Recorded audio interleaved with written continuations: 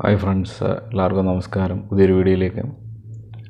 ഈ കഴിഞ്ഞ ഒരു അഞ്ച് വർഷം പുറകിൽ ഞാൻ ഫേസ്ബുക്കൊക്കെ ആ സമയത്ത് ഉപയോഗിച്ചു തുടങ്ങിയ സമയം, അതായത് ഫേസ്ബുക്ക് ഉപയോഗിക്കുന്നുണ്ട് എങ്കിൽ തന്നെ മറ്റ് ഇൻസ്റ്റാഗ്രാം, വാട്സപ്പ് അങ്ങനെയൊക്കെയുള്ള സംഭവങ്ങൾ വരുന്ന ആ സമയത്ത് എനിക്ക് ഈ ഫേസ്ബുക്കിനെ കുറിച്ചൊന്നും കൂടുതൽ അറിയത്തില്ലായിരുന്നു. അപ്പം ഞാനിങ്ങനെ ഓരോന്ന് എടുത്തെടുത്ത് പഠിച്ച് ഇങ്ങനെ വന്നു. കഴിഞ്ഞ 5 വർഷം കഴിഞ്ഞു.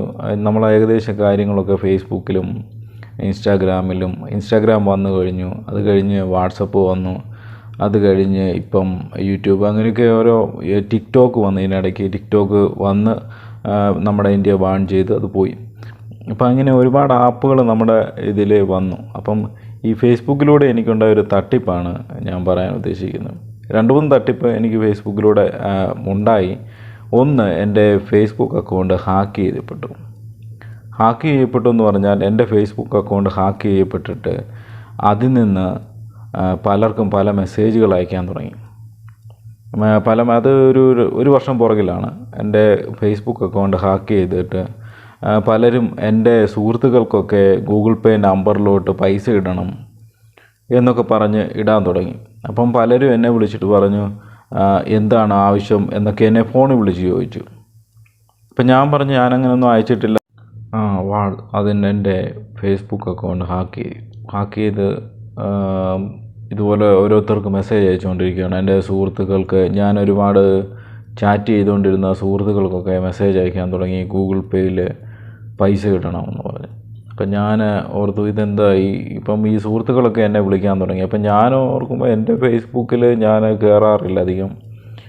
ഞാൻ പിന്നീട് ഫേസ്ബുക്ക് എടുത്ത് നോക്കിയപ്പോൾ എനിക്ക് കയറാൻ പറ്റുന്നില്ല. എന്നോട് പാസ്വേഡ് ചോദിക്കുന്നു, റോങ് പാസ്വേഡ് എന്ന് ചോദിക്കുന്നു. അപ്പോൾ ഇതെന്ത് പറ്റി എന്ന് ഞാൻ വളരെയധികം ആലോചിച്ചപ്പം ഞാനത് മനസ്സിലാക്കിയത്, ഞാൻ ഒരു ദിവസം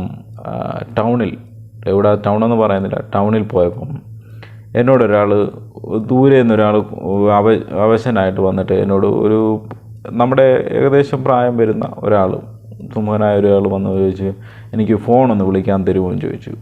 അപ്പം ഞാൻ പറഞ്ഞു, ഫോൺ വിളിക്കാൻ തരാമെന്ന് പറഞ്ഞപ്പം ഇത് ഒരു നമ്പർ ഡയൽ ചെയ്തിട്ട്, ഞാൻ പറഞ്ഞു അത് ഞാൻ ഡയൽ ചെയ്യാൻ പറഞ്ഞു. അപ്പം ഒരു നമ്പർ പറഞ്ഞു. ആ നമ്പർ ഡയൽ ചെയ്തിട്ട് എടുക്കുന്നില്ല, 2-3 പ്രാവശ്യം വിളിച്ചിട്ട്. അപ്പം അടുത്തൊരു നമ്പർ ഇവിടെ തന്നു. അപ്പോൾ ആ നമ്പർ ഞാൻ വിളിച്ച് കഴിഞ്ഞപ്പം കോൾ എടുത്തു കഴിഞ്ഞപ്പം ഇദ്ദേഹം എന്നെ ഫോൺ വാങ്ങിച്ചു.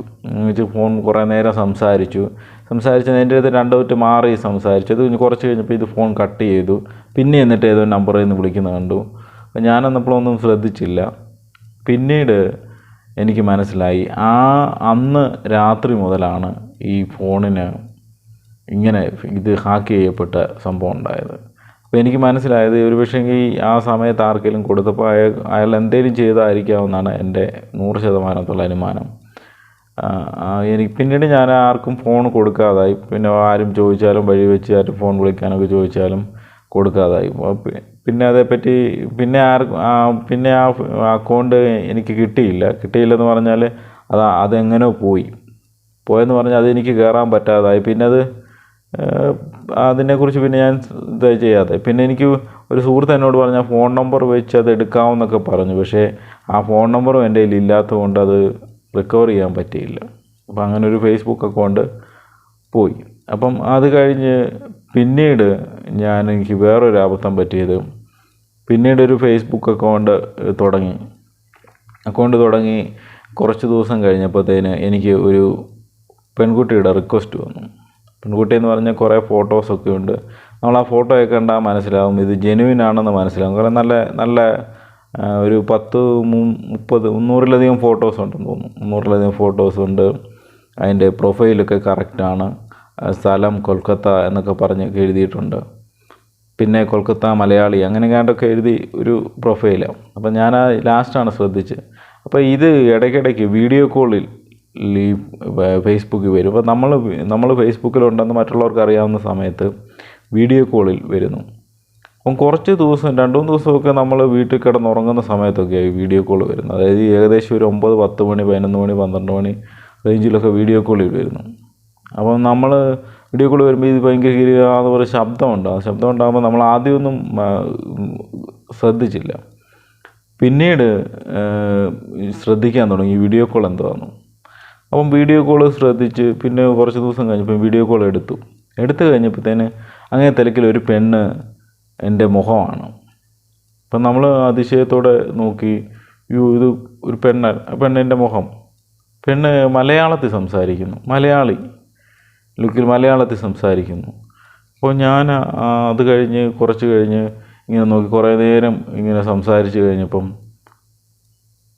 ഒരു 10 മിനിറ്റ് ഞാനിങ്ങനെ നോക്കി എൻ്റെ മുഖമൊക്കെ ഇങ്ങനെ നോക്കി. ഞാൻ അതിശയത്തോടെ നോക്കി നിന്നപ്പോൾ ഒരു പ്രത്യേക റൂമിലാണ്, ലൈറ്റൊക്കെ ഉള്ള റൂമിൽ ഇങ്ങനെ ഉള്ളൊരു രൂപമാണ്. അപ്പം കുറച്ച് നേരം കഴിഞ്ഞപ്പോഴത്തേന് എനിക്ക് ഇതിൽ ആ മെസ്സഞ്ചറിൽ തന്നെ അല്ലെങ്കിൽ ഫേസ്ബുക്കിൽ തന്നെ ഒരു വീഡിയോ വന്നപ്പോൾ ഞാൻ വീഡിയോ നോക്കിയപ്പോൾ തന്നെ ഞാനും അതും കൂടെ ഉള്ള ഈ വീഡിയോ കോളിൻ്റെ വീഡിയോയാണ്.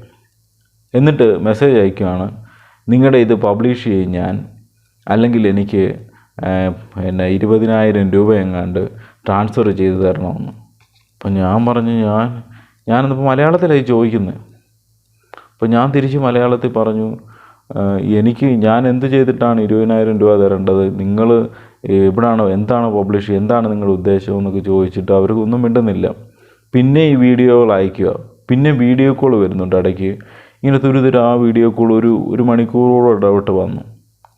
അവസാനം ഞാൻ മെസ്സേജ് അയച്ചു, നിങ്ങൾക്ക് ഇഷ്ടമുള്ള പോലെ ചെയ്തോളൂ എന്ന് പറഞ്ഞ് എൻ്റെ 2-3 ഫോട്ടോയുടെ ഞാൻ അയച്ചു കൊടുത്തു. ഫോട്ടോയും ഒക്കെ അയച്ചു കൊടുത്തു കഴിഞ്ഞപ്പം പിന്നെ ഒരു റെസ്പോൺസ് ഇല്ല. എനിക്കൊരു കുഴപ്പമില്ല, നിങ്ങളെൻ്റെ വീഡിയോയോ ഫോട്ടോയോ എന്ത് വേണേലും ചെയ്തോ, എൻ്റെ ഫോട്ടോ ഫേസ്ബുക്കിലുണ്ട്, ഞാൻ ലോക്ക് ചെയ്തിട്ടില്ല എന്നൊക്കെ പറഞ്ഞ് ഞാൻ അയച്ച്. കുറച്ച് ദിവസം കഴിഞ്ഞപ്പം പിന്നെ അതേപ്പറ്റി ഒരു വിവരവും ഇല്ല. അപ്പം ഞാനിങ്ങനെ എൻ്റെ സുഹൃത്തിനോട് പറഞ്ഞപ്പോൾ ആ സുഹൃത്ത് പറഞ്ഞു, അതുപോലെ ഞങ്ങൾക്ക് ഒരുപാട് അനുഭവങ്ങൾ ഉണ്ടായിട്ടുണ്ട് എന്ന് പറഞ്ഞു. ഇതിൽ നിന്നൊക്കെ മനസ്സിലാകേണ്ടത്, നമ്മൾ ഈ സോഷ്യൽ മീഡിയ പ്ലാറ്റ്ഫോമിൽ നമ്മൾ കാണുന്ന ലോകമല്ല, വേറൊരു ഇതിനപ്പുറത്തൊരു ഇന്നർ ലോകമുണ്ട്.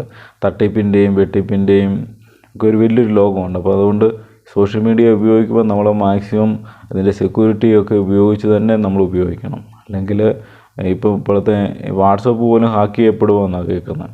അപ്പം നമ്മൾ വളരെ സൂക്ഷിച്ച് സോഷ്യൽ മീഡിയ ഉപയോഗിക്കുക.